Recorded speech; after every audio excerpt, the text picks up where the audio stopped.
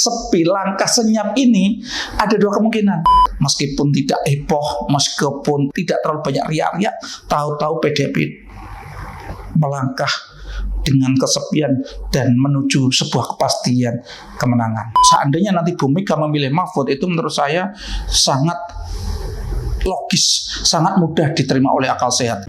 Ini hanya opini arus bawah, opini dari masyarakat kebanyakan. Opini hanyalah sudut pandang. Assalamualaikum warahmatullahi wabarakatuh. Salam sejahtera untuk kita semua. Jalan sunyi atau jalan sepi kelihatannya sedang dilalui Ganjar Pranowo, calon presiden dari PDIP. Belakangan ini kelihatannya dia itu melalui jalan sunyi, jalan sepi yang tidak banyak mendapatkan perhatian media. Beda dengan Prabowo, beda dengan Anies, kompetitornya.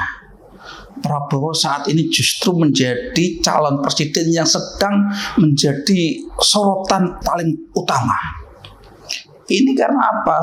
Dia kelihatannya akan membuat langkah yang cukup spektakuler atau langkah yang cukup menegangkan ketika dia kelihatannya akan mengajak Gibran, putranya Jokowi, untuk menjadi wakil presiden pendampingnya.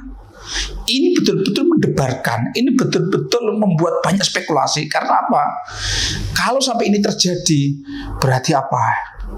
Satu, MK yang dituding oleh banyak pihak menjadi mahkamah keluarga, kan?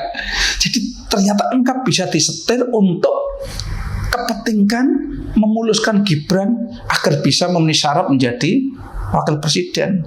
Dampak kedua tentu PDIP yang selama ini dianggap menjadi partai yang paling solid itu akan terkoyak. Karena apa?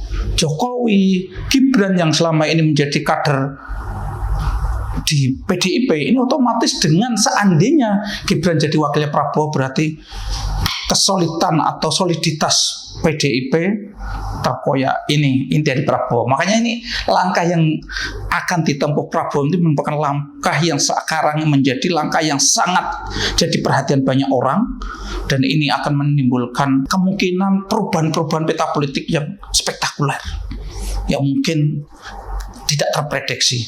Beda kalau nanti Senin besok ternyata MK tidak meloloskan, atau meloloskan tapi Gibran tidak mau, mungkin tidak sespektakuler kalau MK meloloskan dan Gibran mau. Ini akan menimbulkan riak-riak politik atau dinamika politik yang mungkin akan spektakuler dan di luar dugaan kita.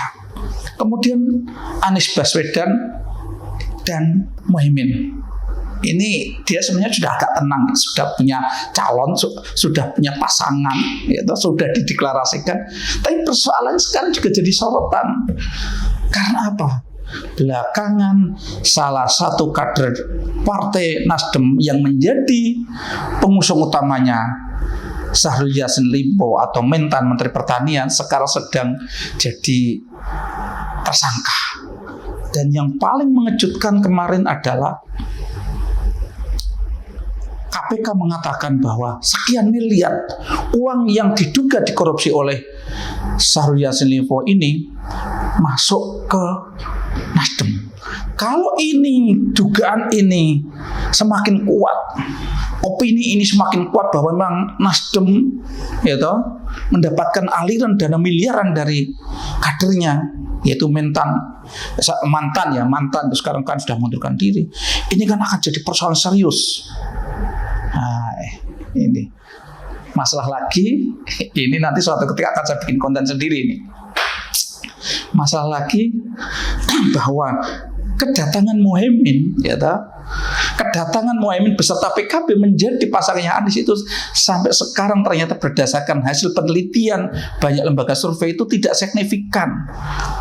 Warga NU, pendukung PKB, pendukung mayoritas PKB itu kelihatan sulit sekali diajak mendukung pasangan ini.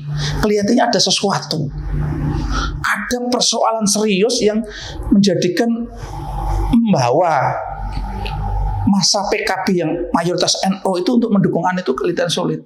Nanti insya Allah akan saya bikin konten sendiri karena saya cukup intensif mengamati ini. Oke, sekarang kita fokus kembali ke jalan sunyi, langkah sepi yang sedang dilalui oleh Ganjar. Ini Ganjar memang koalisi yang mendukung dia itu kan relatif partai-partai yang tidak terlalu besar, jumlahnya juga sedikit. Tapi PDIP sebagai penopang utama atau pendukung utama itu partai yang cukup besar dan memungkinkan dia mencalonkan sendiri. Sehingga di sini memang riak-riak koalisi itu nggak terlalu nampak. Perindo, Hanura, P3 itu relatif tenang ketika bersama dengan PDIP dalam mengusung Ganjar. Nah, ini sampai sekarang agak sepi memang. Terus kedua, dengan otoritas yang dimiliki Mega dalam menentukan wakil presiden yang akan mendampingi Ganjar, itu juga menjadikan riak-riak ini juga tidak terlalu ramai. Tenang, kenapa? Nanti semuanya otoritas itu akan Mega lah yang menentukan. Kalau belakangan sih saya kelihatan cenderungnya semakin kuat, itu kelihatannya Mahfud kelihatannya. Sudah banyak orang yang menduga. Dan seandainya nanti Bu Mega memilih Mahfud, itu menurut saya sangat logis, sangat mudah diterima oleh akal sehat.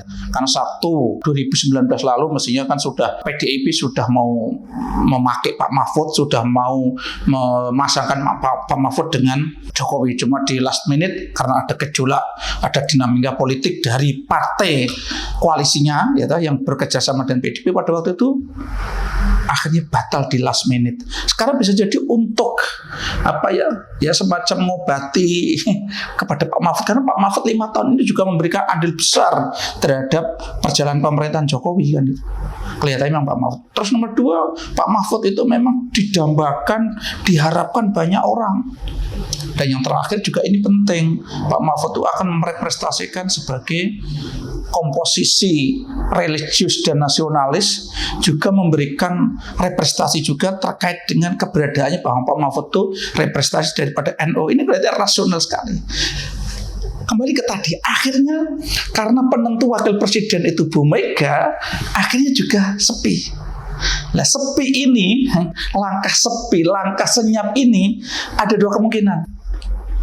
Langkah senyap dalam arti diam-diam menghanyutkan, artinya ternyata meskipun tidak heboh, meskipun tidak terlalu banyak riak-riak, tahu-tahu PDIP melangkah dengan kesepian dan menuju sebuah kepastian kemenangan.